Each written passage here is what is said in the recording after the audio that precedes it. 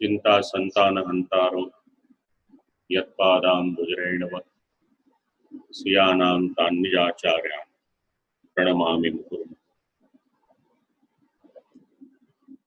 अंतर्राष्ट्रीय पुष्टि मार्ग वैष्णव परिषद द्वारा आयोजित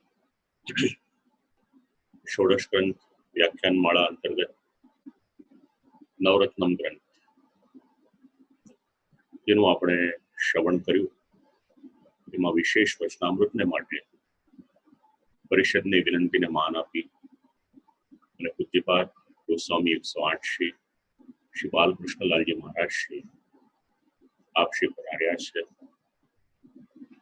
પરિષદની વતી એવं આપણા સર્વ વતી આપ શ્રીનું ખૂબ ખૂબ સ્વાગત એવं દંડવત પ્રણામ। આપ શ્રીનો સંક્ષિપ્ત પરિચય વૈષ્ણવની જાણકારી માટે આપું। આપ શ્રી નિત્યલીલાસ્થ પૂજ્યપાદ ગોસ્વામી 108 શ્રી બ્રજભૂષણલાલજી મહારાજ શ્રીના છઠ્ઠા લાલજી છે અને જેતપુર ગામે બિરાજમાન છે। શ્રી મદનમોહન પ્રભુની નિત્ય સેવા સ્વરૂપ સેવાની સાથે સાથે નામ સેવા અને નામ સેવામાં આવશ્યક સંસ્કૃતનું જ્ઞાન। સંસ્કૃત અને હિન્દી ગુજરાતી તો હોય જ પણ આ બંને ભાષાના પણ પ્રકાંડ જ્ઞાતા છે।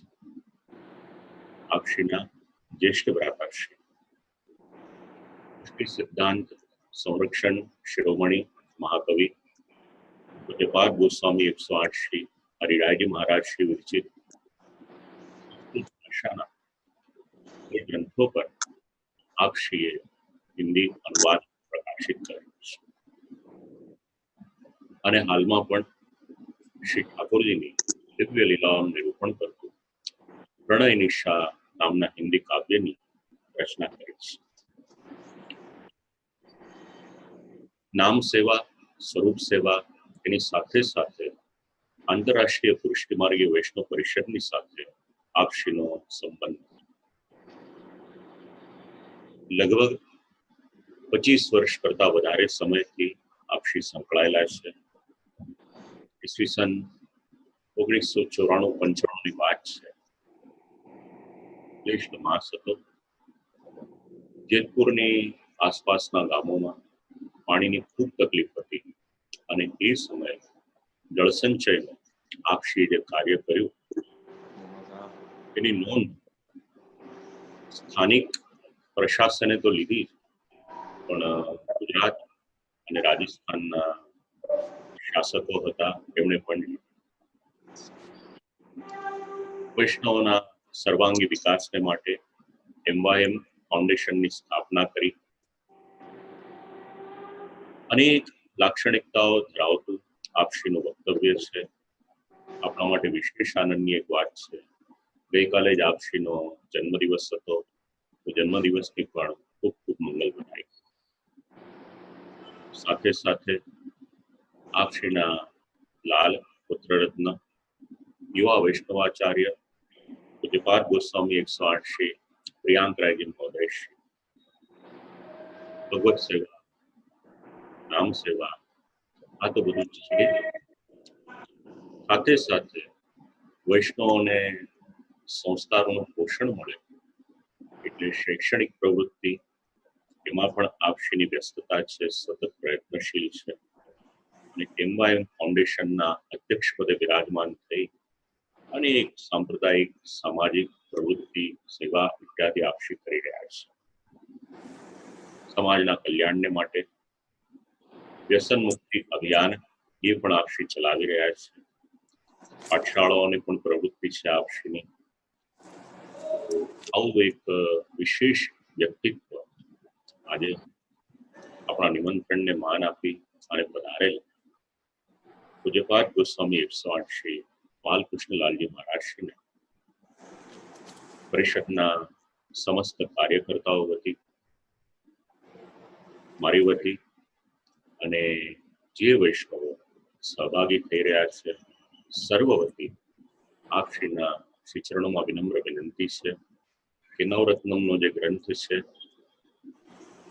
એના અંતર્ગત જે સિદ્ધાંતો છે આપણને શ્રી આચાર્ય ચરણની આ દિવ્ય વાણી એનો કંઈક પરિચય વિશેષ પ્રકાશ આપશ્રીના દ્વારા પ્રાપ્ત થાય એટલી કરબદ્ધ વિનંતી કરી અને આ વાણી અહીંયા વિરામ આપું છું.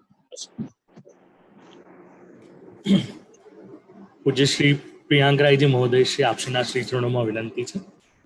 હા,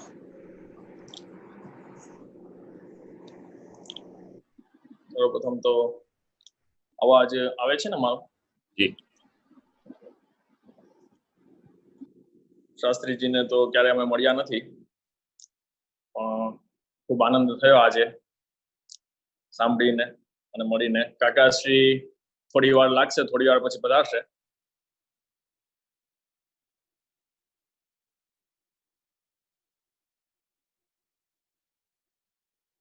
શ્રુતિ સ્મૃતિ શિરોરત્ન નિરાજિત પદામ્બુજમ યશોદોત્સંગ લાલિતમ વંદે શ્રી નંદનંદનમ અજ્ઞાનતિમિરાંધસ્ય જ્ઞાનાંજન શલાકયા ચક્ષુરુન્મીલિતમ યેન તસ્मै શ્રી ગુરવે નમઃ.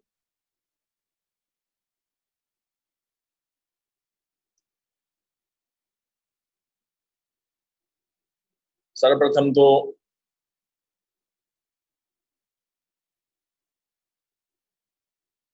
જે આટલા દિવસથી ખૂબ સુંદર આપ સર્વ વૈષ્ણવોને ષોડશ ગ્રંથનો રસપાન કરાવે છે એવા શાસ્ત્રીજી, એમને નમસ્કાર.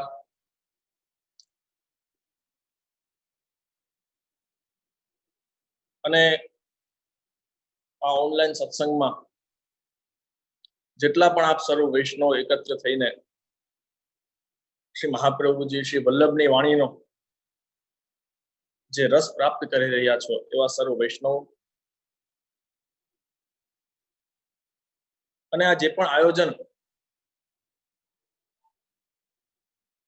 જે આજના સમય પ્રમાણે સોશિયલ મીડિયા દ્વારા જે આ સત્સંગનું આયોજન કરવામાં આવ્યું અને આંતરરાષ્ટ્રીય પુષ્ટિમાર્ગીય વૈષ્ણવ પરિષદ દ્વારા એમના તમામ સભ્યો, જો કે એ બધાને તો અમે પરિચિત નથી, ઓળખતા નથી, પરંતુ અમારા જે સંપર્કમાં છે, અહીં શ્રી દાદાજીનો ઉત્સવ હતો ત્યારે પણ આવેલા જે પરિષદના આપણે જયેશભાઈ શાહ, એમનો ઉત્સાહ અને એમને પુષ્ટિમાર્ગ માટે કંઈક કરવાની જે ભાવના છે એ ખૂબ જ આનંદની વાત છે. અને અમારા જ જામનગરના કમલેશભાઈ હેડાવ એ વારંવાર અમારા સંપર્કમાં રહેતા હોય, કોઈ પણ પરિષદનું કાર્ય હોય કે કોઈ પણ આયોજન હોય તો અમને સંપર્ક કરે. તો એમના આગ્રહથી અને એમનો જે ભાવ હતો કે આ સમયમાં, જો કે હવે લોકડાઉન તો ખુલે છે ધીરે ધીરે, પરંતુ આજના સમયની જે પરિસ્થિતિ છે એને ધ્યાનમાં રાખીને શ્રી વલ્લભની વાણી જે શાસ્ત્રીજી દ્વારા આપણે બધા સાંભળીએ છીએ, કાલના પણ જે એમના વક્તવ્ય હતો એમને સાંભળ્યું, ખૂબ જ આનંદ આવ્યો. કેમ કે શ્રી મહાપ્રભુજીની જે વાણી છે એ અતિ દિવ્ય છે.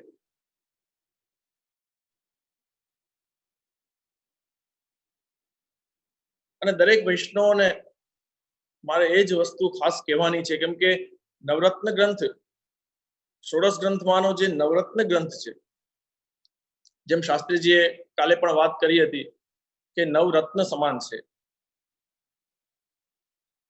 અને એ પણ શ્રી મહાપ્રભુજીની વાણી. જો કે અમે ઘણી વખત પ્રવચનોમાં પણ કહેતા હોઈએ કે વૈષ્ણવનું કર્તવ્ય છે સત્સંગ કરવું, વાંચન કરવું. તો આપણે કયા પ્રકારના ગ્રંથો, કયું પ્રકારનું સાહિત્ય પુષ્ટિમાર્ગનું વાંચવું જોઈએ. અને હંમેશાથી અમારો એ જ આગ્રહ રહ્યો છે કે ઘણા બધા અંકો આવે છે, ઘણા બધા લેખકોના પુસ્તકો આવે છે, વૈષ્ણવના પણ આવે છે, એ આપણે વાંચીએ એ અવશ્ય જરૂરી છે.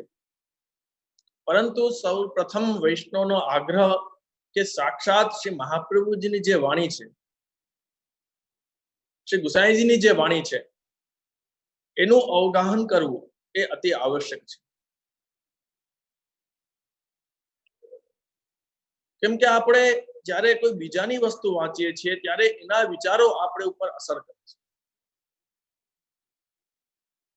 અને આપણા વૈષ્ણવના સમગ્ર પુષ્ટિ જીવના અહો ભાગ્ય છે કે આપણને સીધે સીધી શ્રી મહાપ્રભુજીની વાણી ષોડશ ગ્રંથ રૂપે હોય કે શ્રી સુબોધનીજી રૂપે હોય કે નિબંધ રૂપે હોય કે અન્ય જેટલા પણ ગ્રંથો છે, શ્રી મહાપ્રભુજી જે પરિશ્રમ લઈને દેવીજીઓ માટે જે આ સુંદર ગ્રંથોની રચના કરી છે તો એનું અવગાહન આપણે કરવું જોઈએ.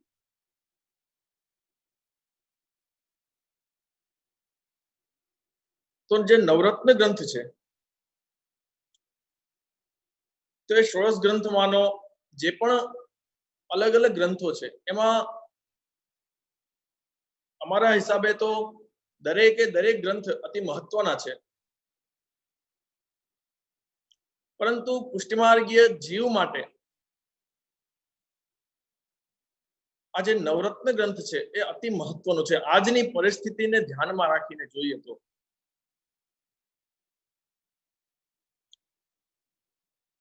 અત્યારનો સમય લોકો ખૂબ જ ચિંતામાં હોય છે. અમારે વાત થતી હોય, વૈષ્ણવ આવતા હોય, લોકોથી વાત થાય, એ બધા આ કોવિડના હિસાબે આ જે પણ મહામારી આવી છે એના હિસાબે આર્થિક પરિસ્થિતિ હોય કે માનસિક પરિસ્થિતિ હોય, એ દરેક પ્રકારની પરિસ્થિતિ ઉપર પ્રભાવ પડ્યો છે અને લોકો દરેક ચિંતામાં છે, એનું ચિત્ત ઉદ્વેગ છે. તો એ આવી પરિસ્થિતિમાં, આવી સમસ્યામાં સત્સંગ છે એ બહુ મોટું કાર્ય કરે છે. અને અમે જાણ્યું ત્યાં સુધી કે આ જેટલા પણ 3 મહિના જે આ લોકડાઉન રહ્યું એ સમયમાં ભગવત કૃપાથી દરેક વૈષ્ણવના ઘરે, દરેક પુષ્ટિમાર્ગીય વૈષ્ણવને ઘરે ખૂબ જ ભગવત નામ લેવાનું છે, ખૂબ જ ભગવત સત્સંગ થયા છે. કેમ કે આ એક અવસર પ્રાપ્ત થયો છે આપણને.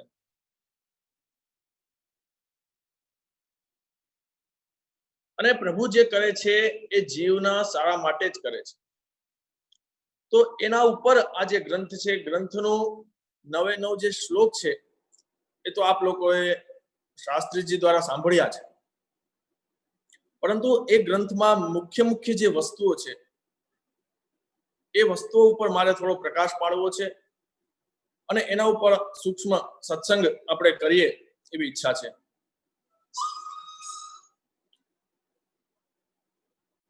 કે સર્વપ્રથમ આ ગ્રંથનો મુખ્ય વિષય સમજીએ તો એ છે શબ્દ ચિંતા. આપણા વૈષ્ણવમાં પણ જ્યારે વાત થતી હોય, ચર્ચા થતી હોય ત્યારે લોકો એમ વાત કરતા હોય કે ચિંતા છે, ટેન્શન છે, બહુ તકલીફ છે, તો નવરત્નનો પાઠ કરો ને. બહુ સામાન્યમાં લોકો વિચારતા હોય અને કહેતા હોય કે નવરત્નનો પાઠ કરો, નવરત્નનો પાઠ કરો. પણ મૂળ સમજવાની વાત એ છે કે નવરત્નનો પાઠ ચિંતા દૂર કરવા માટે છે, પણ એ ચિંતા કયા પ્રકારની,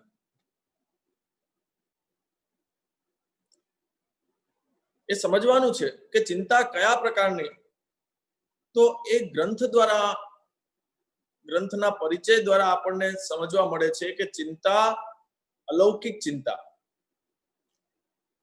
હંમેશા યાદ રાખજો કે આપણા પુષ્ટિમાર્ગમાં ત્યારે આપણી લૌકિક ચિંતાઓ માટે કોઈ પણ વસ્તુ થતી નથી. જો આપણે વિચારતા હોઈએ કે આ પુષ્ટિમાર્ગ છે, એમાં હું આ કરીશ તો મારું આ લૌકિક સિદ્ધ થશે, હું પેલું કરીશ તો મારું લૌકિક સિદ્ધ થશે, તો એ જીવની બહુ મોટામાં મોટી ભૂલ છે. અને હું તો એ કહું છું કે જે જીવ પુષ્ટિ માર્ગમાં આવે છે, અનુગ્રહિત થાય છે, જે બ્રહ્મ સંબંધ લેવા માટે આવે છે, એને સર્વપ્રથમ વિચારવું જોઈએ કે એનો જે ધ્યેય છે એ શું છે. કે કોઈ જીવ લૌકિક કામનાઓને પૂર્તિ માટે પુષ્ટિ માર્ગમાં આવે છે. ઘણા લોકો એમ કહેતા હોય કે કોઈને કઈ સમસ્યા હોય, તકલીફ હોય તો એમ કે તમે બ્રહ્મ સંબંધ લઈ લ્યો, બધું સારું થઈ જશે. તો એ બહુ મોટી ભૂલ છે. શ્રી મહાપ્રભુજી એ જ પ્રમાણે આજ્ઞા કરે છે દરેક ગ્રંથોમાં, અને શ્રી આપશ્રીનો ભાવ જ એવો હતો કે જો તમે લૌકિક કામનાઓ માટે પુષ્ટિ માર્ગમાં આવતા હો તો એ પુષ્ટિ માર્ગ તમારા માટે નથી. તો પુષ્ટિ માર્ગ શેના કયા જીવો માટે છે? પુષ્ટિ માર્ગ એ જીવો માટે છે કે જેને ભગવાન શ્રી કૃષ્ણ પરબ્રહ્મ પૂર્ણ પુરુષોત્તમ એમની સાથે જેમને અતૂટ પ્રેમ છે, અને જે જીવને ફરીથી આ લૌકિક સંસાર છોડીને પ્રભુ પ્રાપ્તિ કરવી છે, આ ચક્કરમાં, સંસારના ચક્કરમાં નથી પડવું, એના માટે આ પુષ્ટિ માર્ગ છે. તો સૌથી પહેલી મહત્વની વાત તો એ આપણે સમજવી જોઈએ કે આ નવરત્ન ગ્રંથ છે આ આપણી અલૌકિક ચિંતાઓ, પ્રભુ સંબંધી ચિંતાઓ, આપણે જીવને બ્રહ્મ સંબંધ પ્રાપ્ત કર્યા પછી જે ચિંતાઓ થાય છે એ વાત અલગ છે કે આજના સમયમાં આ કલિકાલમાં લોકોની વૃત્તિઓ ફરી ગઈ છે, લોકોના વિચારો ફરી ગયા છે. એટલે બહુ જૂજ અમારા હિસાબે વિચાર કરીએ તો બહુ ઓછા લોકો એવા હશે કે જેમને આવી અલૌકિક ચિંતાઓ થતી હશે. તો શ્રી મહાપ્રભુજીએ જે ગ્રંથની રચના કરી છે એ ગોવિંદ દુબે, જે ભગવદીય વૈષ્ણવ હતા, એ પ્રસંગ તો શાસ્ત્રીજીએ કાલે આપ બધાને કીધો. તો અલૌકિક ચિંતાઓ મનમાં, ચિત્તમાં ઉદ્વેગ હોય, મનમાં આપણને ટેન્શન હોય કે મારું મેં સમર્પણ કરેલું છે, બ્રહ્મ સંબંધ લીધેલું છે, તો મારું શું થશે? ઘણી વખત વૈષ્ણવ પણ અમને વિનંતી કરતા હોય કે જે અમે બ્રહ્મ સંબંધ લીધું, હવે શું થશે? પ્રભુ અમારું સ્વીકાર કરતા હશે? અમે ઠાકોરજીની લીલામાં પ્રાપ્તિ થશે? એ ઘણી બધી ચિંતાઓ થતી હોય. તે બધા માટે અમારે એ જ કહેવાનું છે કે એ ચિંતાઓ કરવાની જરૂર નથી. કે જ્યાં એવા સમર્થ ગુરુ, જગતગુરુ શ્રી વલ્લભાચાર્યજી, શ્રી મહાપ્રભુજી સાક્ષાત આપણને સમજાવે છે કે કોઈ પણ પ્રકારની અલૌકિક ચિંતાઓ જીવને કરવાની નહીં. કેમ કે જેનો હાથ ઠાકોરજી પકડે છે, જેનો હાથ શ્રી મહાપ્રભુજી પકડીને ઠાકોરજીને પહોંચાડે છે, એ જીવને ક્યારેય પ્રભુ છોડતા નથી, ક્યારેય પણ નહીં. ભલે એ વાત અલગ છે કે આપણા દોષ હોય તો આપણને અંતરાય પડે છે, પરંતુ એક વસ્તુ યાદ રાખજો, ભલે આપણને કેટલા પણ અપરાધ કરેલા હોય, આપણે કેટલા પણ દોષ કરેલા હોય, પરંતુ ભગવાન ઠાકોરજી છે એટલા કૃપાળુ છે કે જે જીવને બ્રહ્મ સંબંધ પ્રાપ્ત થયેલું છે, શ્રી મહાપ્રભુજીની કાનેથી જે જીવને ઠાકોરજીને શરણે ગયેલો છે, એને ભલે 1 જન્મ, 2 જન્મ, 3 જન્મ જે એના પ્રારબ્ધ કર્મ હશે એ ભોગવીને અંતમાં તો એને ઠાકોરજીના શરણમાં, નિકુંજમાં સ્થાન પ્રાપ્ત થવાનું જ છે. પરંતુ આપણે જીવ લૌકિક હોય કે અલૌકિક કોઈ પણ ચિંતાઓ કરીએ છીએ તો એના કારણે આપણું ચિત્ત સેવામાં લાગતું નથી.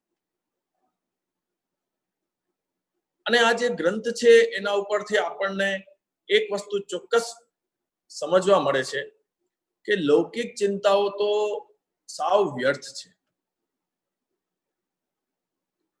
કે જ્યાં સાક્ષાત શ્રી મહાપ્રભુજી આજ્ઞા કરે છે કે પ્રભુ છે એ પોતાની ઈચ્છાથી જ બધું કરશે, અને છતાં પણ આપણે ચિંતા કરીએ તો એ જીવની બહુ મોટી ભૂલ કહેવાય. જેમ કાલે શાસ્ત્રીજીએ ચિંતા સંતા નહંતારો એના ઉપર ખૂબ સરસ સમજાવ્યું કે આ જે મંગલાચરણનો શ્લોક આપણે કરીએ છીએ, તો એ શ્લોક શ્રી ગુસાઈજીએ જ્યારે આ ગ્રંથની ટીકા કરવાની શરૂઆત કરી ત્યારે આ શ્લોક આપે લખ્યો. તો ફક્ત શ્રી મહાપ્રભુજીની વાણી, શ્રી મહાપ્રભુજીનું સ્મરણ, શ્રી મહાપ્રભુજીના ચરણ કમલનો દ્રઢ આશ્રય જો આપણને હોય ને, તો દરેક પ્રકારની ચિંતાની નિવૃત્તિ થાય છે.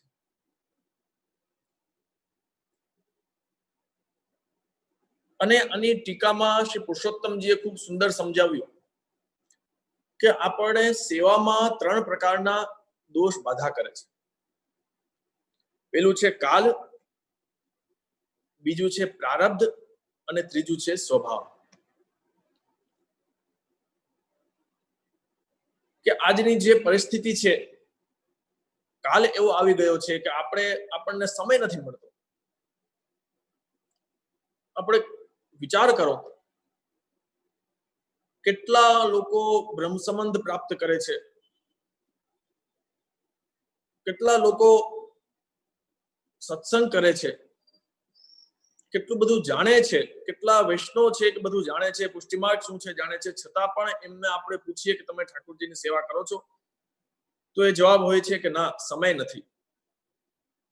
તો એ કાલનો પ્રભાવ છે કે લોકોને જીવને સમય નથી મળતો. અને બીજું છે પ્રારબ્ધ. પ્રારબ્ધ છે એ પ્રભુની ઈચ્છા છે કે પ્રારબ્ધ આપણા એવા હોય છે કે આપણે સેવા કરવા જઈએ તો આપણે બીમાર થઈ જઈએ, શારીરિક તકલીફ હોય, કોઈ માનસિક તકલીફ હોય, તો એ પણ દોષ આપણને નડે છે.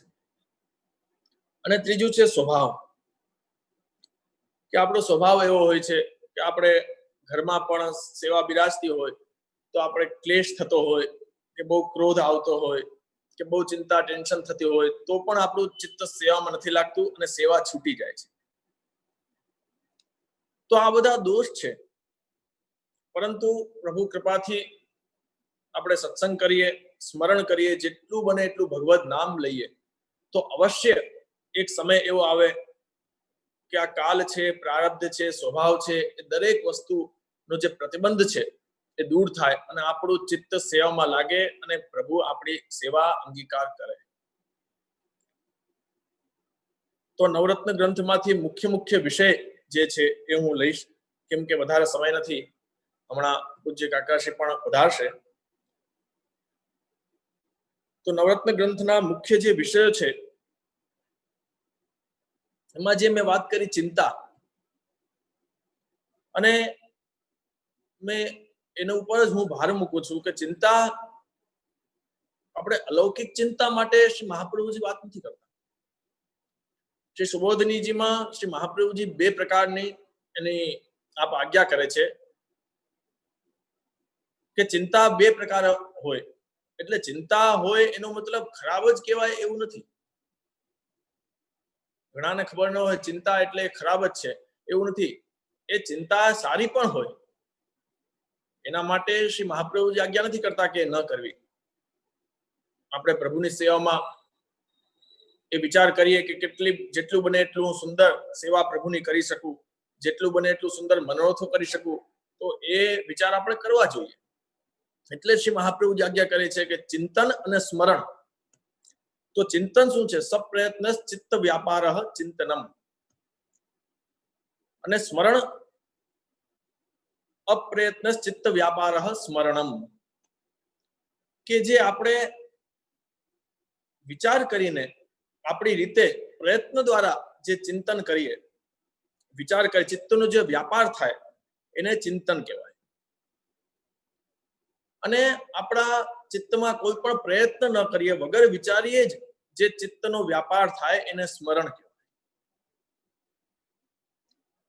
જેમ કે આપણે પ્રભુનું સ્મરણ થઈ જાય તો આપણને કોઈ વિચાર ન હોય છતાં પણ પ્રભુની યાદ આવી જાય, પ્રભુની લીલાઓનું સ્મરણ થાય, તો એ સ્મરણ છે. અને જો આપણે વિચાર કરીએ કે પ્રભુને આપણે બેસીએ, સત્સંગ કરીએ, ઠાકોરજીની લીલાનું અવગાહન કરીએ, તો એ ચિંતન છે. કેમ કે એ પ્રયત્ન દ્વારા થાય છે, અને જે પ્રયત્ન વગર થાય એ સ્મરણ છે.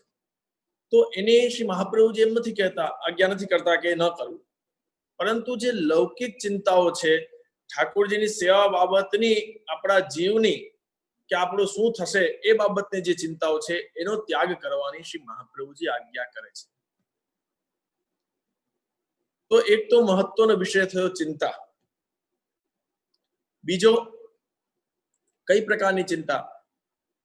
તો ખૂબ સુંદર જે શ્લોક છે, વિનિયોગેપી સાત્યાજ્યા સમર્થો હિ હરિસ્વતઃ. કે ઘણા વૈષ્ણવો ચિંતા કરતા હોય કે આપણે પ્રભુને ભોગ ધરીએ છીએ, પ્રભુને સમર્પિત કરીએ છીએ, તો શું આપણું ઠાકોરજી અંગીકાર કરતા હશે?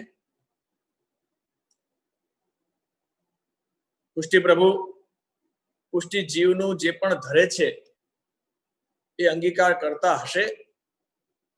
એ સ્વાભાવિક ચિંતા દરેક જીવને થતી હોય.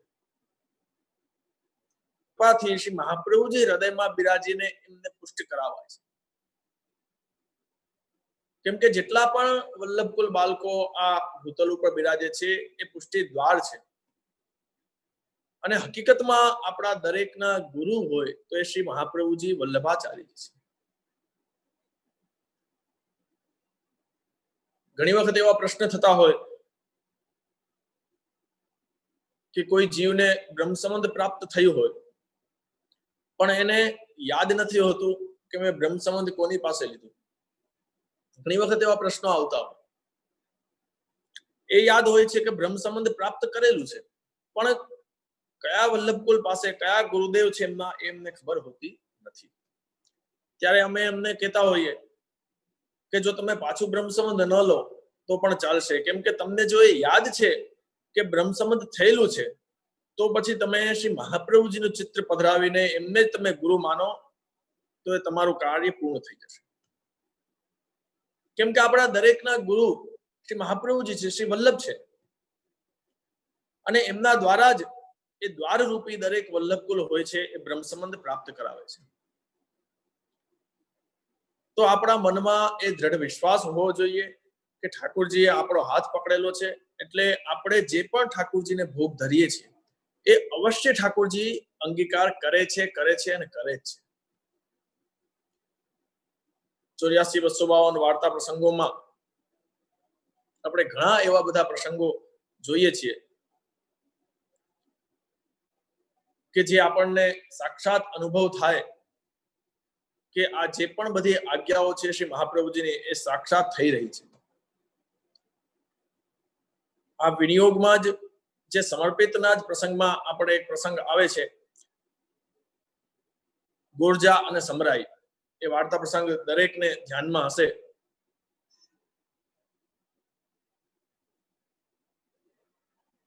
કે સાસુ અને વહુ એ ઠાકોરજીની સેવા કરે છે, તો જે ગોરજા છે એ સાસુ, પહેલાના સમયમાં એવા નામ રાખવામાં આવતા, તો જે સાસુ છે એ ખૂબ જ પ્રેમથી ઠાકોરજીની સેવા કરે, એમને વહુને સેવા ઓછી કરવા દે. એમને એટલો ભાવ કે ના હું જ સેવા કરું, અને વહુને મનમાં ખૂબ જ તાપ ક્લેશ કે મને ક્યારે સેવા પ્રાપ્ત થાય, ભીતરની સેવા. તો એક દિવસ થયું એવું કે સાસુને શ્રી મહાપ્રભુજીને પધાર્યાની ખબર મળી સિંહનંદમાં, થાનેશ્વરમાં કે સિંહનંદમાં. ત્યાં એ પોતે જાય છે સાસુ, અને વહુને કહીને જાય છે કે હું 2-3 દિવસ થશે, હું મહાપ્રભુજી પધાર્યા છે ત્યાં દર્શન કરવા જાઉં છું. અને જોજો પ્રભુની લીલા, વહુને સેવાનો જે તાપ હતો એ દૂર થાય છે અને સેવા પ્રાપ્ત થાય છે. એ સમરાઈ સેવા કરે છે, પોતે નાહીને ઠાકોરજીને રાજભોગની સામગ્રી પહોંચે છે, ખૂબ જ શુદ્ધતાથી પવિત્રતાથી સેવા કરે છે, અને ઠાકોરજીને રાજભોગ ધરે છે, ટેરો લે છે. પછી સમય થાય છે, ભોગ સરાવે છે, અને જોવે છે તો ભોગ જેમ હતા એમ જ બિરાજે છે. અને એમને મનમાં થાય છે કે અરે આ તો પ્રભુએ કઈ આરોગ્ય જ નથી. મારા સાસુજી જ્યારે ભોગ ધરતા ત્યારે તો ઠાકોરજી બધું આરોગતા હશે, આ તો દરેક સામગ્રી જેમ છે એમ જ બિરાજે છે. હવે વિચાર કરો વૈષ્ણવ કે પ્રસંગ વાંચીને એ વિચારીને આપણું ચિત્ત, મારી પાસે કોઈ શબ્દ નથી કે વૈષ્ણવ પહેલાના સમયમાં વૈષ્ણવમાં કેટલી નિખાલસતા હતું, કેટલા ભોળાપણું હતું. કેમ કે આજના પરિપ્રેક્ષ્યમાં આપણે જોઈએ તો આજના સમયમાં લોકો એટલા ચતુર થઈ ગયા છે કે આપણે સામાન્ય લોકો વિચારતા હોય કે આ તો સ્વરૂપ છે, આ તો મૂર્તિ છે, આ થોડી આરોગે. પરંતુ એ સમયમાં એટલું ભોળપણ હતું કે એટલે પ્રભુ એમને ઉપર કૃપા કરતા. તો એમને એટલો ભાવ હતો કે સાક્ષાત પ્રભુએ આ સામગ્રીમાંથી કાંઈ પણ વસ્તુ આરોગી નથી. એટલે એમને વિચાર આવ્યો કે મારા સેવામાં, મારી આચાર વિચાર ક્રિયામાં કંઈક ભૂલ રહી ગઈ હશે. એટલે ફરીથી હું જાઉં, સ્નાન કરું, શુદ્ધતાથી પાછી સામગ્રી કરી અને પાછી ઠાકોરજીને ભોગ ધરે છે. અને સમય લે છે, પાછો જોવે છે તો સામગ્રી જેમ હતી એમ જ પાછી બિરાજે છે. ફરીથી એમને ચિંતા થાય છે, ફરીથી વિચાર આવે છે કે કંઈક મારી ભૂલ રહી ગઈ હશે. ફરીથી પાછું સ્નાન કરીને ઠાકોરજીને પાછો ભોગ ધરે છે. 3 વખત આ રીતે સામગ્રી ભોગ ધરે છે. ત્રીજી વખત પણ ભોગ ધરે છે, છતાં પણ એ જ દર્શન થાય છે. એટલે એ વહુ પોતે ચિંતામાં અને થાક પણ લાગેલો હતો, એ ચિંતામાં બેભાન થઈ જાય છે. ત્યારે પ્રભુ કૃપા કરે છે, ઠાકોરજીને વિચાર આવે છે અને સાક્ષાત નવનીત પ્રિયાજી એ પધારે છે અને વહુને જગાડે છે કે ઉઠ. ત્યારે વહુ જાગે છે અને વિનંતી કરે છે કે મારી સેવામાં કંઈક ભૂલ રહી ગઈ પ્રભુ, એટલે આપે મારી સામગ્રી અંગીકાર ન કરી. ત્યારે ઠાકોરજીએ શું આજ્ઞા કરી? પ્રભુએ એક જ આજ્ઞા કરી કે રોજ તો હું 1 વખત રાજભોગ આરોગું છું, પરંતુ આજે મેં 3 વખત રાજભોગ આરોગ્યા. તો કહેવાનો તાત્પર્ય એ છે, હજી વાર્તા તો આગળ વધે છે અને શેન ભોગ ધરે છે, એ વહુના હાથે ઠાકોરજી સાક્ષાત આરોગે છે. પરંતુ આ વસ્તુમાં આજે ગ્રંથમાં શ્રી મહાપ્રભુજી આજ્ઞા કરી કે વિનિયોગે પી સાત્યાજ્યા સમર્થો હિ હરિસ્વત. એ ઉપર આ વાર્તા ઉપરથી આપણે સમજી શકાય કે પ્રભુ આપણી દ્રષ્ટિ એવી છે એટલે આપણને સાક્ષાત એ દર્શન નથી થતા, પરંતુ ઠાકોરજી આપણે જે પણ સામગ્રી ભોગ ધરેલી હોય છે એ સામગ્રી આપણને દેખાતી નથી, આરોગે છે, પરંતુ એની અંદર રહેલો જે આપણો ભાવ છે ને એ પ્રભુ અંગીકાર કરે છે. એટલે જ આ પુષ્ટિ માર્ગનો નિયમ છે કે આપણે સેવાની દરેક વસ્તુ કરીએ, દરેક જે પણ ક્રિયા કરીએ એ ભાવ સહિત કરીએ. કેમ કે જ્યાં સુધી ભાવ નહીં હોય, જ્યાં સુધી પ્રેમ નહીં હોય, ત્યાં સુધી પ્રભુ કોઈ પણ વસ્તુ આપણી સ્વીકાર કરતા નથી. એ વસ્તુ ખાસ યાદ રાખજો કે ભાવ અતિ મહત્વની વસ્તુ છે પુષ્ટિ માર્ગમાં. અને ભાવ હશે તો તમારો 56 ભોગ પણ ઠાકોરજી સ્વીકાર કરશે. અને એક નાની કટોરીમાં જે પણ વસ્તુ તમે મિશ્રી ધરો છો એ પણ ઠાકોરજી સ્વીકાર ખૂબ જ પ્રેમથી કરશે. અને એટલો જ આનંદ ઠાકોરજીને આવશે કે જેટલો 56 ભોગ આરોગવામાં આવે છે. એ વસ્તુ યાદ રાખજો. કોઈ જીવ એમ વિચારતો હોય કે કેટલા પહેલા વૈષ્ણવ તો કેટલા રાજભોગથી સેવા કરે છે, વૈભવથી સેવા કરે છે અને પ્રભુ પ્રસન્નતાથી બિરાજતા હશે, અને હું તો મિશ્રી ધરું છું, પ્રભુ પ્રસન્નતાથી નહીં બિરાજતા હોય, તો એ વાત ખોટી છે. જો આપણે ભાવથી, વ્રજભક્તોના ભાવથી, ગોપીજનોના ભાવથી, અંતર હૃદયથી આપણે ઠાકોરજીની સેવા કરતા હોઈએ તો મિશ્રી ભોગમાં પણ ઠાકોરજીને એવો જ સ્વાદ, આનંદ આવતો હોય કે જેવો 56 ભોગમાં. હા, એ વાત અલગ છે કે આપણે ચિત્તમાં એવી તાલાવેલી હોવી જોઈએ, એવો વિરહ હોવો જોઈએ કે ક્યારે મને આટલા વૈભવથી ઠાકોરજી પ્રસન્નતાથી બિરાજે એવી સેવા મને પ્રાપ્ત થાય અને હું વૈભવથી ઠાકોરજીની સેવા કરું. એ ભાવ બરોબર છે, એ આપણે રાખીએ અને પ્રભુ આપણને એ ભાવ પૂર્ણ કરે. પરંતુ એ ચિંતા ક્યારેય નહીં કરવાની કે ઠાકોરજી મારું અંગીકાર સ્વીકાર કરતા હશે કે નહીં કરતા. તો આ મુખ્ય વાત છે. બીજો મુખ્ય પોઈન્ટ છે, ત્યારબાદ શ્રી મહાપ્રભુજી આજ્ઞા કરે છે કે લોકે સ્વાસ્થ્યમ તથા વેદે હરિસ્તુર ન કરિષ્યતિ પુષ્ટિ માર્ગ સ્થિતો યસ્માત સાક્ષિણો ભવતા ખિલા. એ બહુ જ સમજવાનો વિષય છે, બહુ ગૂઢ વિષય છે. શાસ્ત્રીજીએ આના ઉપર પણ ખૂબ જ સુંદર બધાને સમજાવ્યું કે આ વિષય એટલો ગૂઢ છે કે જો આ આપણે વિચારી લઈએ ને તો આપણી દરેક પ્રકારની ચિંતાઓ દૂર થઈ જાય છે. પરંતુ તકલીફ એ છે કે જીવ ઊંડાણથી શ્રી મહાપ્રભુજીની આજ્ઞાઓનો વિચાર કરતો નથી. આપણે પાઠ કરીએ, સ્મરણ કરીએ, બધું કરીએ,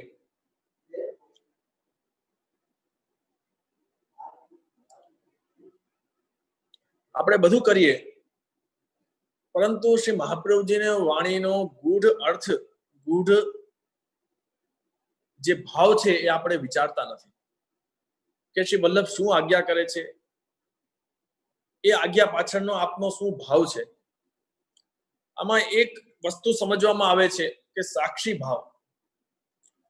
અને શાસ્ત્રો, પુરાણો, ઉપનિષદો એ દરેક એક જ વાત કહે છે કે આ સંસારમાંથી દુઃખ દૂર કરવું હોય, ચિંતા દૂર કરવી હોય, તો જ્યારે આપણે સાક્ષી ભાવ આપણામાં આવી જશે ત્યારે કોઈ પણ પ્રકારની ચિંતા આપણને હેરાન કરશે નહીં. સાક્ષી ભાવ એટલે શું? સાક્ષી ભાવ એટલે કે જે પણ થઈ રહ્યું છે એ પ્રભુની લીલા છે. આપણે તો માત્ર સાક્ષી છીએ કે એની સાક્ષી પુરાવી છીએ કે જોઈએ છીએ કે આ બધું થઈ રહ્યું છે. તકલીફ ત્યારે જ થાય છે કે આપણે વિચારીએ છીએ કે આ હું કરું છું, આ મારા દ્વારા થાય છે, આ મને થાય છે, આ મારા દ્વારા કરવામાં આવ્યું છે, મારા દ્વારા સારું થવામાં આવ્યું છે, મારા દ્વારા ખરાબ કરવામાં આવ્યું છે. જ્યારે આપણે એ વિચારીએ છીએ ને ત્યારે જ આપણને ચિંતા થાય છે, ત્યારે જ આપણને ઉદ્વેગ થાય છે. તો જ્યારે આપણે સાક્ષી ભાવ આપણામાં આવશે કે જે પણ થઈ રહ્યું છે પ્રભુની ઈચ્છાથી થઈ રહ્યું છે, પ્રભુની લીલા છે, અને એ જ શ્રી મહાપ્રભુજીએ સુબોધનીજીમાં બહુ સુંદર આજ્ઞા કરી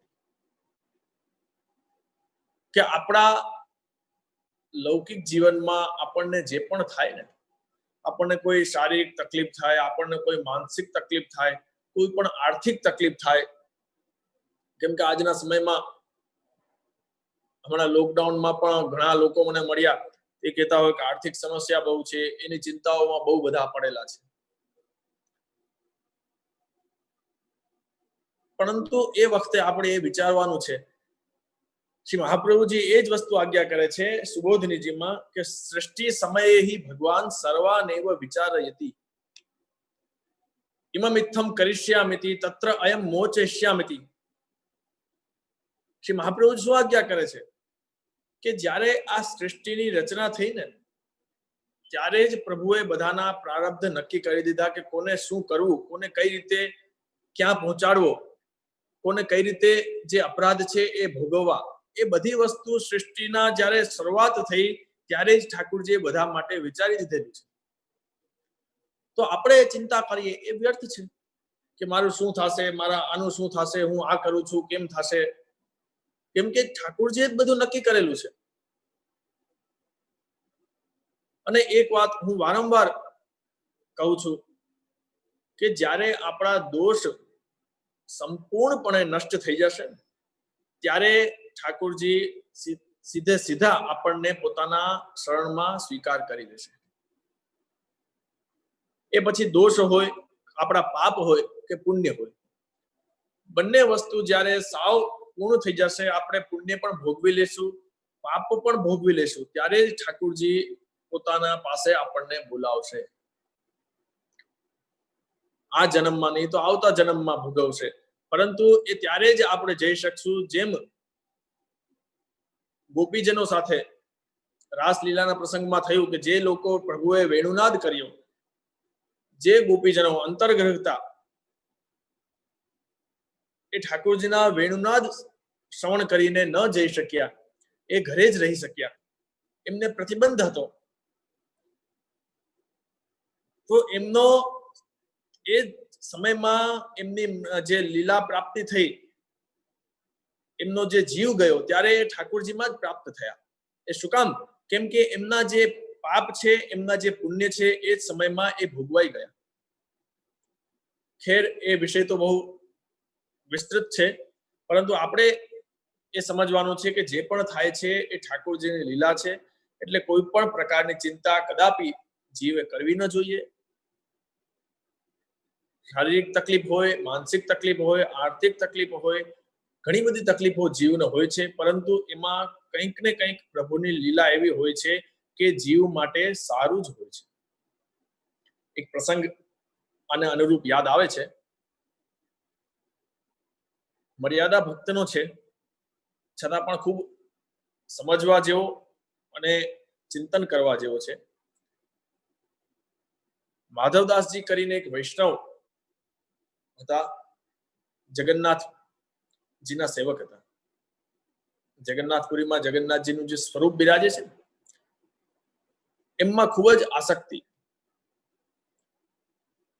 અને જેમ આપણા શ્રીનાથજી ગોવર્ધન ધરણ એમને સાથે કુંમનદાસજી સાથે આપ ખેલતા, અને શ્રીનાથજીને પણ એમની વગર ચાલતું નહીં. એ જ પ્રમાણે જગન્નાથજીને પણ એ સેવક હતા માધવદાસજી. એ માધવદાસજી વગર પણ ઠાકોરજીને, જગન્નાથજીને ચાલતું નહીં.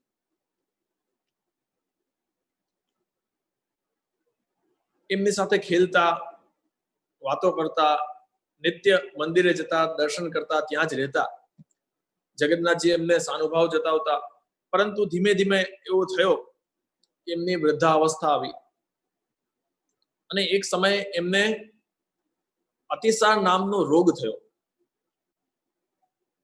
આ સાંભળજો, અતિ મહત્વનો પ્રસંગ છે અને ખૂબ જ એમાંથી સમજવા મળશે આપણા જીવનમાં. એમને અતિસાર નામનો રોગ થયો. હવે થયું એવું કે એ રોગ થયો એટલે એ મંદિરે ઠાકોરજીના દર્શન કરવા જઈ શકતા નતા. હવે જેમ ભક્તને પ્રભુનો વિરહ થાય ને, એમ પ્રભુને પણ ભક્તનો વિરહ થાય છે.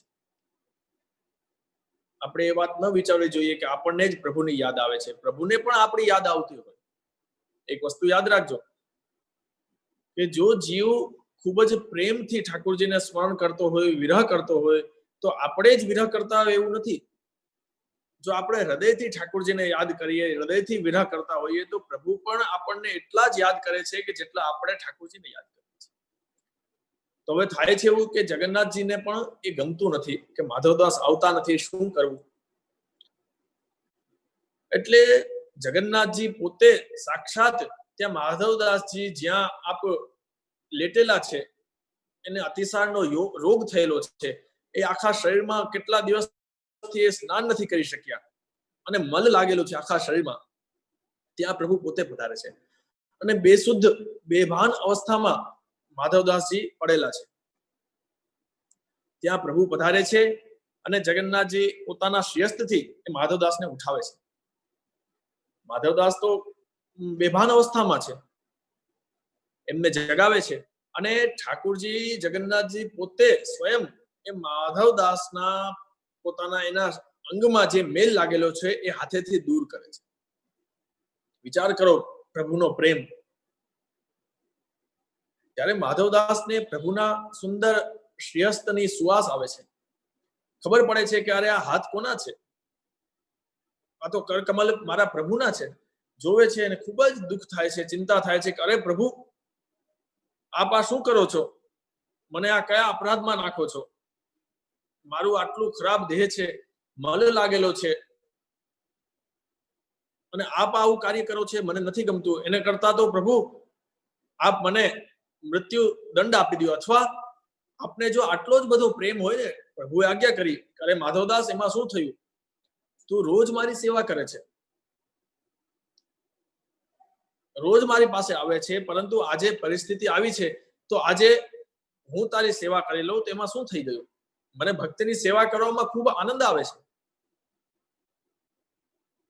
ત્યારે માધવદાસે વિનંતી કરી કે પ્રભુ, આપ આટલો કષ્ટ લ્યો છો, એના કરતા તો અમારો જે આ રોગ છે ને એ દૂર કરી દો ને. ત્યારે પ્રભુએ એક આજ્ઞા કરી, એ સમજવા જેવી છે. શ્રી જગન્નાથજી આજ્ઞા કરી કે માધવદાસ, હું તારો આ કષ્ટ દૂર ન કરી શકું, કે જો હું તારો આ કષ્ટ દૂર કરું તો મારા માથે આ પક્ષ નો દોષ લાગે છે. કેમ કે જો હું આ તારો રોગ છે એ દૂર કરું તો તારે ફરીથી જન્મ લેવો પડે. અને હું એમ નથી ઈચ્છતો કે મારો ભક્ત હોય, મારા શરણે આવેલો હોય અને ફરીથી એ માતાના ગર્ભમાં આવે, એ હું ક્યારેય કરું નહીં. એનાથી મારું અપયશ થાય છે. એટલે પ્રભુ એ આજ્ઞા કરે છે કે માધવદાસને આજ જન્મમાં જેટલા પણ એના દોષ છે એ ભોગવાવી દે છે. એનો રોગ પ્રારબ્ધ કર્મ છે એ ભોગવાવીને તરત પોતાના શરણે બીજા જન્મમાં પ્રાપ્ત કરવો છે. એટલે પ્રભુ જીવને દરેક પ્રકારે એ પોતાના પ્રારબ્ધ કર્મ છે એ ભોગવી નાખે છે. અને આ વાર્તા ઉપરથી જ મારે દરેકને કહેવું છે કે લૌકિકમાં પણ ઘણા લોકો વિચારતા હોય કે કોઈ પણ જીવ હોય એ કેટલી બધી સેવા કરે છે, એ વૃદ્ધાવસ્થામાં એને આ તકલીફ થાય છે, આવી ગતિ થાય છે, આ પરિસ્થિતિમાં એને જીવવું પડે છે. પરંતુ એ વિચાર ખોટો છે. ઘણા લોકોએ ખૂબ જ જિંદગીભર મર્યાદિત થઈને મર્યાદ લઈને સેવા પ્રાપ્ત કરેલી હોય છે અને એના અંત સમયમાં પણ ખૂબ જ કષ્ટ પડે છે. તો એનાથી આપણે લૌકિક બાહ્ય રૂપ જોઈને એમ ન વિચારવું જોઈએ કે આટલી બધી સેવા કરી છતાં પણ પ્રભુએ આને આટલો કષ્ટ આપ્યો. એ બહુ ભૂલ છે આપણી. પ્રભુ એટલે કષ્ટ એને આપે છે કેમ કે પ્રભુને તાલાવેલી છે કે આ ભક્ત મારી પાસે આ જન્મ બાદ જ ફરીથી તરત મને પ્રાપ્ત થાય. જો એના કરેલા પ્રારબ્ધ કર્મ જો બાકી રહી જશે ભોગવાના, તો એને ફરીથી જન્મ પ્રાપ્ત કરવો પડશે. એટલે પ્રભુ એટલી કૃપા કરે છે કે આ જન્મમાં જ એને બધું ભોગવાવી દે છે. તો નિશ્ચિંત થઈને કહેવાનો તાત્પર્ય છે કે આપણે દરેક પ્રકારે નિશ્ચિંત થવું જોઈએ કે આપણે પુષ્ટિમાર્ગમાં છીએ. શ્રી મહાપ્રભુજી આજ્ઞા કરે છે, પુષ્ટિમાર્ગ સ્થિતો યસ્માત સાક્ષિણો ભવતાખ્ય,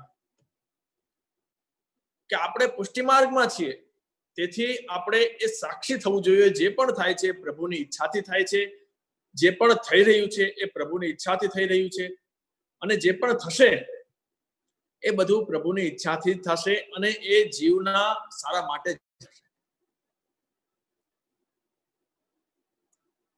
ત્યારબાદ શ્રી મહાપ્રભુજી આજ્ઞા કરે છે, અતિ સુંદર મહત્વનો શ્લોક છે. જો કે મેં બધા શ્લોક આમાં નથી લીધા, સમય નથી આપણી પાસે એટલો, પરંતુ જે મુખ્ય જે છે મને એવું લાગ્યું કે આનું આપણી સાથે તમારા બધા વૈષ્ણવ સાથે સત્સંગ કરવો જોઈએ, એ વસ્તુ મેં આમાં લીધી છે. એક શ્લોકમાં શ્રી મહાપ્રભુજી આજ્ઞા કરે છે, ચિત્તોદ્વેગમ વિધાયાપી હરિર્યદ્યત કરિષ્યતિ તથૈવ તસ્ય લીલેતિ મત્વા ચિંતામ ધૃતમ ત્યજેત. ધૃતમ ત્યજેત. શ્રી મહાપ્રભુજી શું આજ્ઞા કરી કે જીવને જ્યારે ચિત્તમાં ઉદ્વેગ થાય, બહુ વધારે ચિંતા વધી જાય, તો શ્રી મહાપ્રભુજી આજ્ઞા કરે છે, તથૈવ તસ્ય લીલેતિ મત્વા ચિંતા ધૃતમ ત્યજેત. ધૃતમ એટલે તરત જ, એ ક્ષણમાં, એ જ સમય આપણને કોઈ ચિંતા થાય, ઉદ્વેગ થાય, તરત જ આ વિચાર કરીને, શું વિચાર કરવાનો? હરિ યદ્યત કરિષ્યતિ, કે જે પણ કાર્ય થશે એ પ્રભુ જ કરશે. જે પણ મેં પહેલા જ વાત કરી કે જે પણ થઈ રહ્યું છે એ પ્રભુની ઈચ્છાથી જ થઈ રહ્યું છે. એટલે તરત જ આપણે ચિંતા છોડી દેવી જોઈએ. જેમ કે એ આજ્ઞા કરે છે મહાપ્રભુજી એક ગ્રંથમાં, નિજે છાતઃ કરિષ્યતિ, કે પ્રભુ પોતાની ઈચ્છાથી જ કરશે. આના ઉપર પણ એક ખૂબ જ સુંદર પ્રસંગ છે અને શ્રી મહાપ્રભુજીએ પણ ખૂબ સુંદર આજ્ઞા કરી. સુબોધિનીજીમાં પ્રથમ સ્કંદમાં જ છે, મારા વિશે લગભગ યાદ નથી પણ પ્રથમ સ્કંદમાં જ છે. સર્વમ ભગવદ અધીનમ સ યથા કરિષ્યતિ તથા ભવિષ્યતિ ઇતિ કેવલમ તદાશ્રયતયા સ્થાતવ્યમ, કે જે પણ છે એ પ્રભુના આધીન છે સ યથા કરિષ્યતિ તથા ભવિષ્યતિ, જે ઠાકોરજી કરશે. હવે એક સામાન્ય વસ્તુ આપણે વિચારી લઈએ કે કોઈ સામેવાળો વ્યક્તિ હોય એ તમને પકડી રાખે કે બાંધી રાખે, પછી તમારે છૂટવું છે, તો એ સામેવાળો વ્યક્તિ કહેશે કે જો ભાઈ હું જે કરીશ ને એ જ થવાનું છે, બીજું તમારું ધાર્યું કાંઈ થવાનું નથી. તો આપણે નિશ્ચિંત થઈને બેસી જવું જોઈએ કે આપણે રોહીએ છીએ, ચિંતા કરીએ છીએ, દુઃખી થઈએ છીએ, એનો કોઈ તાત્પર્ય નથી. પેલો વ્યક્તિ જે કરવાનો છે, જે ધારશે એ જ થવાનું છે. તો આપણે ચિંતા કરીએ એ વ્યર્થ છે. તો એ જ પ્રમાણે શ્રી મહાપ્રભુજી આપણને આજ્ઞા કરે છે કે નિજેચ્છાતઃ કરિષ્યતિ. પ્રભુ જે પણ કરશે એ પોતાની ઈચ્છાથી જ કરશે. આપણે વ્યર્થમાં ચિંતા કરીએ છીએ, એનો કોઈ તાત્પર્ય નથી. એ પણ પ્રસંગ ખૂબ સુંદર છે માધવદાસનો. એ પણ આપ સર્વ વૈષ્ણવને ખબર જ હશે કે એમને ઠાકોરજી માટે માલા, મોતીને સુંદર માલા લેવાનો ખૂબ જ ભાવ થયો. વેણીદાસ અને માધવદાસ બંને ભાઈઓ હતા. એ પ્રભુની માલા માટે એમને એટલો ભાવ થયો કે એ પોતાના ભાઈથી પણ અલગ થઈ ગયા કે મારો ભાગ અલગ કરી દો, હું અલગ રહીશ, અને અલગ મારી વૃત્તિ કરીને રૂપિયા કમાવીને હું ઠાકોરજી માટે ખૂબ જ મોંઘી સુંદર માલા લઈ આવીશ. એ ખૂબ જ ભાવ હતો. એટલે એ બીજા પ્રદેશમાં જઈને રૂપિયા કમાય છે અને રૂપિયા કમાવીને ખૂબ જ મોંઘી એક સુંદર ઠાકોરજી માટે મોતીની માલા લઈને આવે છે. અને એ નાવમાં બેસે છે, જલમાં, નદી આવે છે વચ્ચે, ફરીથી પાછા પોતાના દેશમાં આવે છે એ માલા લઈને. ત્યારે અચાનક ખૂબ જ હવા આવે છે, વાવાઝોડું આવે છે અને નાવ આખી હલક ડોલક થવા લાગે છે. સાથે બેઠેલા બધા બીજા વ્યક્તિઓ, લોકો પણ છે, એ ખૂબ જ ચિંતા કરે છે, ટેન્શન કરે છે કે હવે શું થશે. ખૂબ જ રાડા પાડે છે, રોવે છે, કેમ કે એમને દરેકને પોતાની જીવની ચિંતા હોય છે કે આપણે ડૂબી જશું તો. પરંતુ જે ભક્તો હોય છે ને, ભગવદીય હોય છે ને, એને કોઈ પણ પ્રકારની ચિંતા થતી નથી. શું કામ? કેમ કે એનામાં એક જ ભાવ હોય છે. શું ભાવ હોય છે? સર્વમ ભગવદ અધીનમ, સ યથા કરિષ્યતિ તથા ભવિષ્યતિ. એ જ ભાવ હોય છે. એટલે ખરેખર જે સાચા ભક્ત હોય છે, ભગવદીય હોય છે, એને કોઈ પણ ચિંતા ક્યારે પણ ચિત્તમાં ઉદ્વેગ લઈ આવતી નથી. એટલે નાવ આખી હલવા લાગે છે. અને માધવદાસ છે એ બેઠા બેઠા હસે છે, એમના મુખ ઉપર મુસ્કુરાહટ છે, એ હસે છે. ત્યારે બીજા બધા લોકો વિચાર કરે છે કે અરે આટલી બધી ચિંતા થાય છે, આખી નાવ હલે છે, ડૂબવાની તૈયારી છે, અને આ વ્યક્તિ છે હસે છે. એ લોકોને થાય છે કે જરૂર આ કોઈ મહાત્મા છે, ભગવદીય છે. ત્યારે અચાનક માધવદાસને ઠાકોરજીના દર્શન થાય છે. પ્રભુના દર્શન થાય છે. ઠાકોરજી આજ્ઞા કરે છે, કેમ માધવદાસ, તું મને છોડીને કેમ ગયો? ત્યારે માધવદાસે વિનંતી કરી કે પ્રભુ, આપના માટે સુંદર માળા લેવા ગયો હતો. ત્યારે ઠાકોરજીએ શું આજ્ઞા કરી કે જો મારી પાસે કેટલી બધી માળાઓ છે, તારાથી પણ વધારે કિંમતી માળાઓ મેં ધરેલી છે, તો શું કામ મને છોડીને ગયો? ત્યારે માધવદાસે શું વિનંતી કરી કે પ્રભુ, આપની પાસે તો ઘણી બધી માલાઓ છે, પરંતુ મારા મનોરથની, મારા ભાવની માલા આપ અંગીકાર કરશો ત્યારે જ મને આનંદ આવશે. એટલે એમાં મારો ભાવ આવ્યો કે આપણા ભાવથી ઠાકોરજી તો બધું આરોગ્ય છે. આપણે જો સેવા નહીં કરીએ તો ઠાકોરજી નહીં આરોગ્ય એવું નથી. ઠાકોરજી તો બધું આરોગ્ય છે, પરંતુ આપણા ભાવ તરફથી ઠાકોરજીને આપણે ધરવાનો છે, એ ભાવ આપણને હોવો જોઈએ. ઘરમાં 4 થી 5 લોકો સેવા કરતા હોય અને 1-2 લોકો એમ વિચારે કે મારા પપ્પા છે કે મારો ભાઈ છે કે મારી ઘરેથી છે, મારી વહુ છે, એ સેવા કરે છે, એ ઠાકોરજીને બધું ધરે જ છે, મારે કરવાની કોઈ જરૂર નથી. તો ઠાકોરજી દરેકની અલગ અલગ સેવા અંગીકાર કરે છે, દરેકના અલગ અલગ ભાવ અંગીકાર કરે છે. એમ ન વિચારવું જોઈએ કે ઠાકોરજી આમના દ્વારા સેવા અંગીકાર કરે છે એટલે મારે કરવાની જરૂર નથી, પરંતુ તમારી સેવા અધૂરી છે.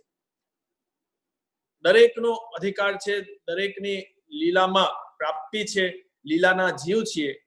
દરેકની અલગ અલગ સેવા હોય છે, દરેકનો અલગ અલગ ભાવ હોય છે, અને એ જે પ્રમાણે લીલામાં એના સંબંધ હોય છે ને, જે લીલામાં એને સેવા કરેલી હોય છે, એ જ સેવા, એ જ ભાવ, એ સેવા પ્રત્યે એનું આકર્ષણ આ ભૂતલ ઉપર પણ એને હોય છે. એ વસ્તુ ખાસ સમજવાની છે કે અહીં પણ આ પૃથ્વી ઉપર પણ જેનો જન્મ થયો છે, જે પુષ્ટિ દેવી જીવ છે, પુષ્ટિ જીવ છે, એનો બ્રહ્મ સંબંધ પ્રાપ્ત થયું છે. પછી એ ઠાકોરજીની સેવા કરતા હોઈએ કે કોઈ વલ્લભકુલની ગુરુની સેવા કરતા હોઈએ, તો એ સેવામાં જે જીવનું જે પ્રમાણેનું આકર્ષણ હોય છે, જેમાં ચિત્તે એનું લાગતું હોય છે, તો એ અવશ્ય યાદ રાખજો કે લીલામાં પણ એનું ચિત્ત એ જ સેવામાં હોય છે, અને લીલામાં પણ એ જ સેવા એ જીવ કરતો હોય છે. તો માધવદાસનો ભાવ હતો કે મારી સેવા, મારા તરફથી માલા આપે અંગીકાર નથી કરી. ત્યારે ઠાકોરજી આજ્ઞા કરી, લાકડી હાથમાં હતી અને નાવ ઉપર લાકડી હતી કે હમણાં ડુબાડી દઉં, હમણાં તું મરી જઈશ તો મને માલા ક્યાંથી અંગીકાર કરાવીશ. ત્યારે પ્રભુએ શું આજ્ઞા, આપણે માધવદાસે શું વિનંતી કરી? નિજે છાતઃ કરિષ્યતિ. ખાલી એટલો જ શબ્દ માધવદાસે વિનંતી કરી, નિજે છાતઃ કરિષ્યતિ. જો આપણા જેવા જીવ હોય લૌકિક, કોઈ આ કલિયુગ પ્રમાણે, તો શું સામાન્ય જીવ કરે? એ આપણે વિચારી શકીએ કે ના પ્રભુ રક્ષા કરજો, બચાવો, મને બચાવો, મારે મરવું નથી, બરોબર. પરંતુ આ ભગવદીઓના ચરિત્રથી આપણે સમજી શકીએ કે એમને શું વિનંતી કરી? નિજે છાતઃ કરિષ્યતિ, કે જેવી આપની ઈચ્છા હોય એ આપ કરો. પ્રભુની ઈચ્છાથી જ બધું થાય છે. ત્યારે પ્રભુએ ફરીથી વાવાઝોડુંને બંધ કર્યું, નાવ પાછી સ્થિર થાય છે, અને માધવદાસ ફરીથી પોતાના પ્રભુ પાસે જાય છે અને સુંદર માલા અંગીકાર કરાવે છે. તો કહેવાનું તાત્પર્ય એ છે કે આ સમગ્ર સૃષ્ટિમાં જે પણ થઈ રહ્યું છે એ પ્રભુની ઈચ્છાથી થઈ રહ્યું છે. મૂળ વિષય ઉપર આપણે આવીએ કે આ નવરત્ન ગ્રંથ છે, એમાં નવરત્ન સમાન જે શ્લોકો છે એ આપણા અલૌકિક જીવનની, બ્રહ્મ સંબંધ જીવની જે ચિંતાઓ છે એ દૂર થાય છે. અને હું તો કહું છું, લૌકિક ચિંતાઓ પણ આપણે જે કરીએ છીએ ને, કે મારું શું થશે, મારું આ થશે, મારા છોકરાનું શું થશે, મારા પરિવારનું શું થશે, તો એ પણ ચિંતા આપણે આનાથી દૂર થઈ શકે જો આપણે આ ગ્રંથનો હાર્દ, આ શ્લોકનો જે મર્મ છે સમજીએ કે નિજે છાતઃ કરિષ્યતિ, જે થાય છે પ્રભુની ઈચ્છાથી થાય છે. તો દરેક ચિંતા અલૌકિક હોય કે લૌકિક એ આપણે નિવૃત્ત થાય છે. પરંતુ આ ગોવિંદ દુબેની જે ચિંતા હતી એ અલૌકિક હતી, આત્મા સંબંધી હતી, પ્રભુ સેવા સંબંધી ચિંતા હતી, એ દૂર થઈ છે. તો આપણે શ્રી મહાપ્રભુજીને એ જ વિનંતી કરીએ કે એ જ ભાવથી પાઠ કરીએ કે આપણી અલૌકિક ચિંતાઓ જે થાય, પહેલી વાત તો થતી જ નથી, એ વિરહ, એ ભાવના પ્રગટ થાય અને એ ઠાકોરજીની અલૌકિક ચિંતાઓ થાય, ત્યારબાદ ચિંતાઓની નિવૃત્તિ થાય અને ચિત્તમાં જે ઉદ્વેગ છે એ દૂર થઈને ઠાકોરજીની સેવા આપણે પૂર્ણ ભાવથી કરી શકીએ. તો જ આપણો આ જે દેહ છે, આપણી ઇન્દ્રિયો છે, એક દરેક પ્રકારે ઠાકોરજીમાં વિનિયોગ થાય. કેમ કે દરેક ઇન્દ્રિયોનો, જેમ શાસ્ત્રીજીએ વાત કરી હતી નવધા ભક્તિની, કે અલગ અલગ ભક્તિ દ્વારા, અલગ અલગ આપણી ઇન્દ્રિયો દ્વારા ઠાકોરજીની સેવા આપણે કરી શકીએ. તો આ તો સત્સંગ છે, જેટલું કરીએ એટલું ઓછું છે. શ્રી મહાપ્રભુજીની વાણી છે, અમારું કે તમારું કોઈ સામર્થ્ય નથી એમની વાણીનું આપણે શ્રવણ પણ કરી શકીએ, અવગાહન કરી શકીએ, પરંતુ શ્રી વલ્લભની વાણી છે એ અમૃતનો સાગર છે, એમાંથી જેટલું પણ આપણે પ્રાપ્ત કરી શકીએ એટલું સુંદર છે, એટલું ઓછું છે, અગાધ છે સમુદ્ર. આખું જીવન આપણે બેસીને સત્સંગ કરતા રહીએ છતાં પણ એ પૂર્ણ ન થાય. નિત્ય લીલા નિત્ય નવતન શ્રુતિ ન પામે પાર. તો ખાસ ફરીથી શાસ્ત્રીજીને પણ કહેવાનું કે આવી રીતે જ દરેક વૈષ્ણવને પણ ખૂબ જ સુંદર અવગાહન કરાવતા રહે. ષોડશ ગ્રંથ ઉપર ખૂબ સુંદર કરાવે છે અને એ શ્રી વલ્લભની વાણી આપણે સાંભળીએ અને મહત્વની વાત એ છે કે આપણા જીવનમાં આપણે ઉતારીએ. ખાલી સાંભળવું એ મહત્વનું નથી, આપણે ઉતારીએ અને સતત પ્રભુનું સ્મરણ કરીએ. આ ગ્રંથમાં અંતમાં શ્રી મહાપ્રભુજીએ એ જ આજ્ઞા કરી કે સતત અષ્ટાક્ષરનું સ્મરણ કરવું. અષ્ટાક્ષરનું સતત સ્મરણ કરવું. પ્રિયજનો, વૈષ્ણવો, એક વસ્તુ યાદ રાખજો, આપણે પુષ્ટિ માર્ગમાં આવ્યા છીએ, બીજું કંઈ ન કરી શકીએ તો અષ્ટાક્ષરનું સ્મરણ તો સતત કરવું જોઈએ, કેમ કે મહામંત્ર છે. મંત્ર રાજો તમોત્તમ મહામંત્ર છે. દુનિયાના જેટલા પણ મંત્રો છે એનાથી આપણા પુષ્ટિ માર્ગમાં આપણા ભાવ પ્રમાણે શ્રી મહાપ્રભુજીની આજ્ઞા પ્રમાણે જે અષ્ટાક્ષર મંત્ર છે એ એટલો મહત્વનો છે કે દરેક પ્રકારનું સામર્થ્ય એ પુષ્ટિ જીવને પ્રાપ્ત થાય છે. તો અષ્ટાક્ષર મંત્રનું સતત સ્મરણ કરવું જોઈએ, જેથી દરેક પ્રકારની ચિંતાઓની નિવૃત્તિ થાય અને ઠાકોરજીમાં પ્રીતિ વધે. મૂળ વાત એ જ છે, વિષય થોડો પાછો આગળ જાય છે, પરંતુ મૂળ કહેવાનો વિષય વાત એ જ છે કે પ્રભુમાં પ્રેમ થતો નથી. પ્રભુમાં પ્રેમ થાય એના માટે જરૂરી છે સતત અષ્ટાક્ષરનું સ્મરણ. કોઈનું નામ આપણે વારંવાર લઈએ તો એક દિવસ એવો આવે છે કે આપણને એમાં પ્રેમ થાય છે, પ્રેમની વૃદ્ધિ થાય છે. એટલે આપણે ઠાકોરજીનું સ્મરણ કરીએ, અષ્ટાક્ષરનું જેટલું બને એટલું અવગાહન કરીએ, કેમ કે અષ્ટાક્ષર એક જ મંત્ર એવો છે કે આપણે કોઈ પણ ક્ષણમાં, કોઈ પણ પરિસ્થિતિમાં, કોઈ પણ જગ્યાએ આપણે એનું મનન સ્મરણ કરી શકીએ. તો એ વૈષ્ણવને નિશ્ચિંત થઈને એ અષ્ટાક્ષરનું સ્મરણ, ઘણા લોકો પ્રશ્ન કરતા હોય કે અષ્ટાક્ષરનું સ્મરણ અપવિત્ર અવસ્થામાં કરાય કે ન કરાય, પરંતુ અમારા હિસાબે અષ્ટાક્ષરનું સ્મરણ કોઈ પણ પરિસ્થિતિમાં આપણે કરી શકીએ. પ્રભુનું સ્મરણ છે એ અષ્ટાક્ષર ગમે ત્યારે, ગમે એ પરિસ્થિતિમાં થઈ શકે એનું સ્મરણ. તો આટલું જ કહીને અમારા વક્તવ્યને વિરામ કરીએ છીએ.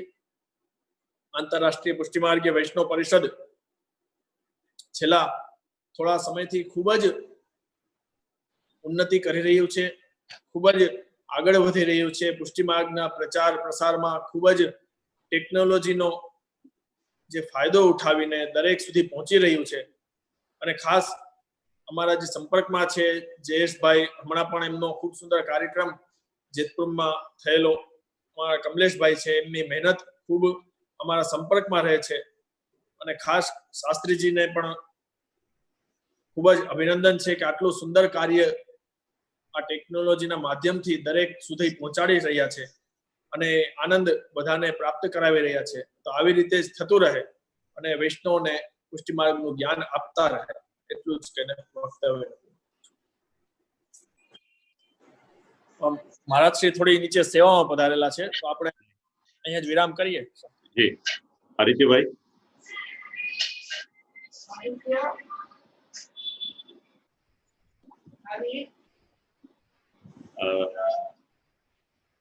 આંતરરાષ્ટ્રીય પુષ્ટિમાર્ગીય વૈષ્ણવ પરિષદ વતી